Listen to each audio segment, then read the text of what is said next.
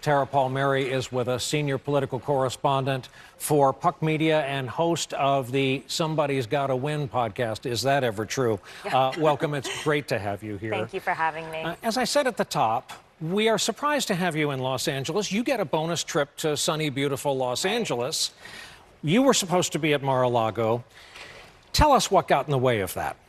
Okay, well, I just want to start by saying 2 weeks ago when the early voting returns came in, it looked really great for Donald Trump, right?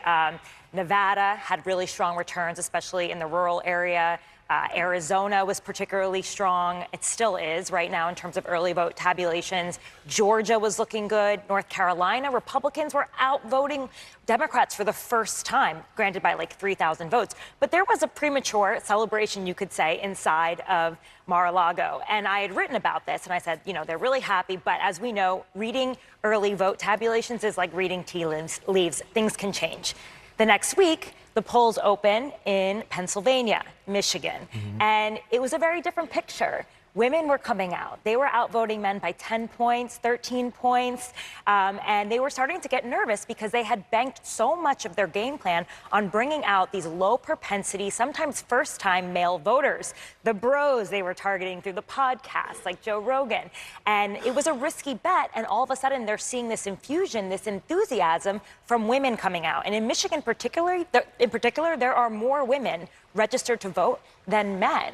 So was anxiety, and I reported on the anxiety that the team was feeling. You wrote a tough but fair piece in Puck. Thank you. I try to be honest and fair every single time I report, with fear or favor towards neither side. I'm, down the middle reporter, but they decided that my credentials would be pulled and I would not be allowed to be at the Palm Beach Convention Center for their election night party. I know now there's some new reporting that I was not the only reporter to have my credentials pulled. Over the weekend, they pulled the credentials for Politico after they reported that there was a white nationalist running their Pennsylvania movement.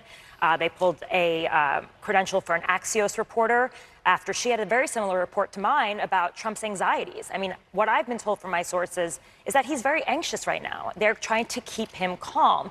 They're just, before he goes out on stage, they're like, bring it in, calm it down a little bit. We want to keep you on a straight and narrow, disciplined path and bring it home in a more disciplined way, because he's been all over the place. The Ann Selzer poll, which showed Harris up 3 points in Iowa. That was big. That was really big, and that caused a lot of anxiety. And they've been pumping out memos showing a lead. And they've also been showing those memos to their boss to calm him down. But at the end of the day, Trump is a mercurial type of candidate and person. And it's been all about kind of keeping him on message so that they close cleanly in the final few days.